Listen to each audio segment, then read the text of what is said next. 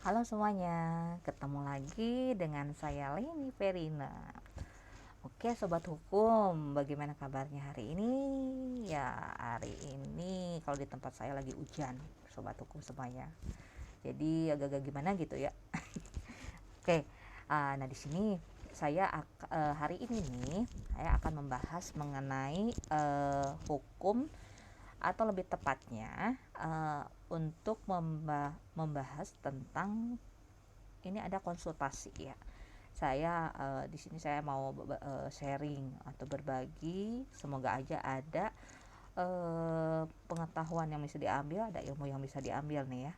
Nah, seperti itu tentang pelecehan seksual di kampus. Seperti itu yang baru-baru ini booming ya kan. Nah, jadi eh, ada kasus, ada pertanyaan ya seperti ini. Jadi si mahasiswa ini intinya si A ini terancam tidak diluluskan oleh dosen pada ujian skripsi karena tidak mau jadi pacarnya gitu kan, maksudnya pacarnya si dosen nih.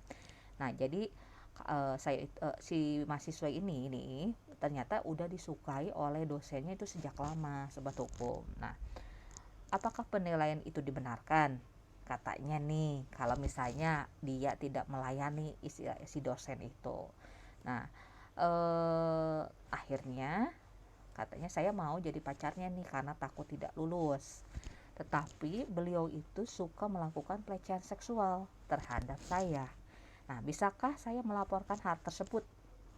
Nah, mengenai pemberian nilai mahasiswa, seorang dosen memiliki kebebasan dalam memberikan penilaian dan menentukan kelulusan peserta didik. Namun kan perlu digarisbawahi ya, sobat hukum, bahwa penilaian dosen itu harusnya dilakukan secara profesional nih. Karena kan seorang dosen itu kan wajib bertindak secara objektif dan tidak menjadi diskriminatif. Gitu. Jadi di sini saya akan coba sharing ya bagaimana upaya hukum yang bisa dilakukan uh, oleh misalnya apalagi oleh si A tersebut. Seperti atau misalnya ada maaf nih sobat hukum di luar sana yang mengalami kasus yang serupa, minimal tahu nih apa yang harus dilakukan apabila menghadapi kasus yang serupa atau minimal mirip-mirip ya seperti ini. Nah jadi pertama saya akan membahas tentang profesi dosen dulu ya. Nah, dosen kan menurut Undang-Undang Nomor 14 Tahun 2005 itu tentang aturan tentang guru dan dosen ya. Itu adalah pendidik profesional. Nah, dan ilmuwan dengan tugas utamanya mentransformasikan, mengembangkan, dan juga menyebarluaskan ilmu pengetahuan, gitu kan. Nah, dan pengabdiannya kepada masyarakat. Nah, seperti itu. Dan dosen kan mempunyai kedudukan tenaga yang profesional pada jenjang pendidikan yang tinggi yang diangkat sesuai dengan peraturan perundang-undangan ya. Jadi kedudukan dosen sebagai tenaga pengajar profesional itu berfungsi untuk meningkatkan martabat dan istilahnya peran dosen sebagai agen dari pembelajaran, seperti itu pengembang pengembang ilmu pengetahuan, teknologi dan seni serta pengabdi kepada masyarakat untuk istilahnya meningkatkan mutu pendidikan di Indonesia. Itu kan peran dosen ya umumnya. Nah, kewajiban dosen tadi peran, sekarang kewajiban dosen nih itu melakukan tugas keprofesionalan. Nah, jadi kewajibannya satu, melaksanakan pendidikan, penelitian, dan pengabdian kepada masyarakat. Yang kedua, melaksanakan proses pembelajaran, menilai dan mengevaluasi hasil pembelajaran. Nah, yang ketiga, meningkatkan dan mengembangkan kualifikasi akademik dan kompetensi serta berkelanjutan sejalan dengan perkembangan ilmu teknologi. Nah, dan yang kelima, menjunjung tinggi peraturan perundang-undangan, hukum dan kode etik serta nilai-nilai agama ya. Nah, itu dan etika yang berlaku. Seperti itu, sobat hukum. Nah, terkait dengan pemberian nilai kepada mahasiswa apabila terjadi seperti dosen yang tadi dikatakan ya, misalnya tidak akan meluluskan atau tidak akan memberikan nilai yang maksimal kalau misalnya si mahasiswinya tidak mau melayani si dosennya tersebut. Nah, bagaimana nih istilahnya, langkah hukumnya seperti apa? Nah, terkait dengan kasus tersebut, perlu digarisbawahi nih, penilaian dosen itu harus dilakukan secara profesional, sobat hukum, karena kan seorang dosen wajib bertindak objektif dan tidak diskriminatif, seperti yang tadi saya katakan ya. Jadi dosen itu wajib menjunjung tinggi peraturan perundang-undangan, hukum, kode etik, dan nilai-nilai agama dan etika. Nah, dalam misalnya di sini ya. Nah, jadi melaksanakan, nah dan di sini ada, saya bacakan ya, bahkan ada peraturan senat nih, Universitas Brawijaya nomor 318 garis miring PER garis miring 2008 tentang kode etik dosen Universitas Brawijaya, memuat etika melaksanakan proses pendidikan dan pembelajaran dengan sikap tulus, ikhlas, kreatif, komunikatif, berpegang pada moral luhur dan profesionalisme, serta tidak diskriminatif. Maaf nih sobat hukum, saya baca ya, takutnya salah. Oke. Nah, jadi pastikan yakin semua perguruan tinggi pun punya penilaian yang sama ya, atau yang serupa. Ini contoh ya, hanya contoh nih. Nah, jadi jika misalnya ada dosen yang terkait kasus serupa tidak maaf nih, sebelumnya sobat hukum, tadi saya hanya mengutip saja ya tentang misalnya peraturan senat di salah satu universitas. Nah, jadi universitas ini salah satunya itu Universitas Brawijaya, seperti itu ya. Nah, jadi saya lanjutkan. Jadi apabila nih misalnya ada dosen yang tidak meluluskan mahasiswanya pada saat ujian skripsi, penting untuk dilihat apakah ancaman itu dilaksanakan atau tidak misalnya.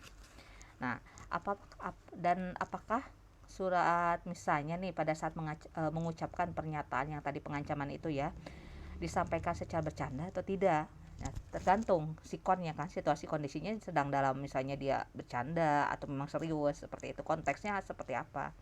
Nah, kalaupun misalnya serius, tidak mudah membuktikan hubungan kausal antara ucapan itu dengan lulus tidaknya seseorang, gitu kan, karena kan kelulusan ujian skripsi itu tidak ditentukan oleh seorang dosen, sobat hukum. Bahkan kan biasanya kan ujian skripsi itu dilakukan di hadapan minimal 3 orang pengajar ya kan, atau 3 orang dosen. Nah, jadi kan tidak mudah bagi seorang dosen yang misalnya 1 orang dosen saja itu menjalankan ancaman seperti itu sobat hukum ya. Nah, dan kedua, kasus misalnya terjadi pelecehan seksualnya oleh dosen. Nah, jadi jadi dosen tersebut misalnya ya, di kasus si A tadi nih telah melakukan pelecehan kepada si A tadi, itu si A tadi nih, dan di sini nah si A ini mahasiswi baru lah gitu kan. Jadi sudah pasti kan namanya kuliah kan udah dewasa ya. Jadi pasti usianya 18 tahun. Nah, inilah 18 tahun ke atas kan. Nah, jadi usia yang memang akan menempuh ujian skripsi seperti, dan kondisinya akan menempuh ujian skripsi ya. Nah, jadi di sini di dalam kitab undang-undang hukum pidana itu tidak dikenal adanya pelecehan seksual, sobat hukum. Jadi dalam KUHP itu hanya mengenal istilah perbuatan cabul, seperti itu, yakni diatur dalam pasal 289 sampai dengan pasal 296 KUHP. Nah, itu mengutip buku KUHP. Nah, di sini ada, saya kutip ya, di buku KUHP dengan komentar-komentarnya karya R. Susilo, yaitu bahwa istilah perbuatan cabul dijelaskan sebagai perbuatan yang melanggar rasa kesusilaan atau perbuatan lain yang keji dan semuanya dalam lingkungan nafsu berahi kelamin, misalnya cium-ciuman, meraba-raba anggota kemaluan, meraba-raba buah dada dan sebagainya. Jadi itu diistilahkan dengan perbuatan cabul, seperti itu. Nah, jadi unsur penting dari pelecehan seksual itu adalah adanya ketidakinginan atau penolakan pada apapun bentuk-bentuk perhatian yang bersifat seksual. Sehingga itu bisa misalnya nih seperti siulan. Misalnya nih ada seorang perempuan lewat lalu disiuli dari belakang oleh sekelompok, misalnya ada cowok-cowok. Nah, seperti itu ya. Nah, atau kata-kata atau komentar yang menurut budayanya itu tidak budaya tertentu itu misalnya tidak sopan. Nah, itu ya. Nah, namun bila itu misalnya tidak dikehendaki oleh si penerima yang istilahnya yang dia mungkin merasa dilecehkan seperti itu ya. Nah, perbuatan tersebut, nah itu maka dikategorikan sebagai pelecehan seksual. Nah, itu yang dinamakan pelecehan seksual. Jadi, nah langsung lalu bagaimana dengan perbuatan cabul yang tadi dibahas ya. Nah, untuk di sini kan karena si A tidak menjelaskan perbuatan cabulnya seperti apa, jadi jika perbuatannya misalnya ya dilakukan dengan kekerasan atau ancaman kekerasan, itu akan berlaku pasal 289 KUHP. Nah, yang berbunyi, barang siapa yang dengan kekerasan atau ancaman kekerasan dan memaksa seseorang melakukan atau membiarkan dilakukan pada dirinya perbuatan cabul akan dihukum karena merusak kesopanan dengan hukuman penjara selama-lamanya itu 9 tahun, sobat hukum. Nah, jadi masuknya karena kan di sini di KUHP sendiri tidak ada pelecehan seksual ya. Jadi di sini adanya perbuatan cabul seperti itu. Nah, jadi selain perbuatan cabul, misalnya nih, persetubuhan masuk pula dalam pengertian perbuatan cabul. Nah, akan tetapi dalam undang-undang itu disebutkan sendiri, ada aturannya sendiri. Yang dilarang dalam pasal ini bukan saja memaksa orang untuk melakukan perbuatan cabul, tetapi juga memaksa orang untuk membiarkan dilakukan pada dirinya perbuatan cabul. Seperti itu. Sampai sini jelas ya, sobat hukum ya. Nah, selain dapat dipidana, nanti dosen tersebut juga bisa dikenakan sanksi karena melanggar kewajiban profesinya ya, yaitu menjunjung tinggi peraturan perundang-undangan, hukum dan kode etik serta nilai-nilai agama dan etika. Nah, itu yakni berupa misalnya kalau ini untuk pengenaan sanksinya ya ke dosen tadi, misalnya nanti akan dikenakan contohnya teguran, peringatan tertulis, penundaan pemberian hak dosen, penurunan pangkat dari jabatan akademiknya, pemberhentian dengan hormat, ataupun pemberhentian dengan tidak hormat, sobat hukum. Seperti itu. Nah, jadi balik lagi nih. Jadi langkah apa dong yang bisa diambil dari merunut dari peristiwa tersebut? Nah, jika tadi si A tadi ya misalnya menjadi korban, tentu itu dapat melaporkan tindakan dosen Anda kepada pihak yang berwajib, yaitu ke kepolisian ya. Nah, dalam hal ini melaporkan tindak pidana ataupun kejahatan. Nah, jadi dapat langsung datang aja langsung ke kantor kepolisian yang terdekat pada lokasi peristiwa pidana tersebut. Misalnya lokasinya di di lokasi B misalnya ya. Berarti datangnya ke kantor kepolisian di lokasi B, jangan datang di lokasi C, seperti itu. Nah, jadi penjelasan ini nanti bisa dijelaskan untuk prosedur pelaporannya itu di kepolisian seperti itu ya. Nah, tapi jika memungkinkan ya sobat hukum, sebelum ada upaya hukum itu lebih baiklah dilakukan dengan cara kekeluargaan dahulu seperti itu. Nah, jadi kan untuk langkah misalnya kita sampai ke langkah istilahnya litigasi itu adalah upaya terakhir ya kalau misalnya tidak dapat dicapai dengan kekeluargaan.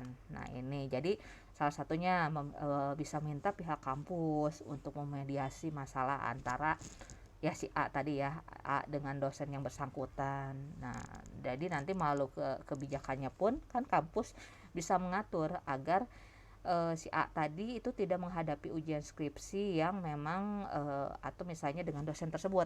Jadi supaya penilaiannya fair seperti itu ya. Nah, lalu misalnya jika mediasinya telah selesai, perlu ada evaluasi nih, sobat hukum. Jangan sampai kasus ini meninggalkan stigma negatif baik terhadap kampusnya sendiri atau terhadap dosen maupun kan terhadap pihak si A tadi. Seperti itu. Jadi kan istilahnya biar enak lah semuanya. Seperti itu ya. Nah, itu saja sobat hukum sekilas tentang kasus ya. Kita sharing untuk informasi hukum mengenai kasus pelecehan seksual di kampus. Seperti itu. Nah, semoga pihak A puas dengan tadi sharing jawaban yang saya berikan tadi, dan semoga sobat hukum bisa mengambil ilmunya dan ilmunya ya dari yang saya jelaskan tadi ya. Apabila misalnya nih ada di antara sobat hukum mengalami kasus atau hal serupa, jadi kan udah tahu ya langkah apa yang harus diambil. Seperti itu. Oke sobat hukum, itu saja dulu untuk hari ini. Kita bertemu di info-info hukum selanjutnya. Oke, dah.